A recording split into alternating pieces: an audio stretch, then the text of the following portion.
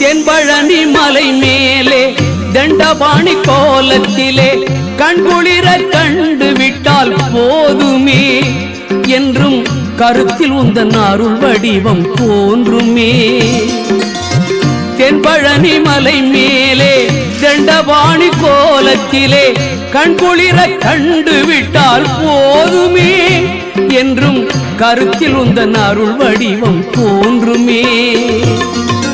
உள்ளத்திலே நீ இருக்க உன்னை நம்பி நான் இருக்க வெள்ளிமலையான் மகனே வேலையா என் வாழ்வு வளம் காண கடைக்கண் பாறையா கடைக்கண் பாறையா.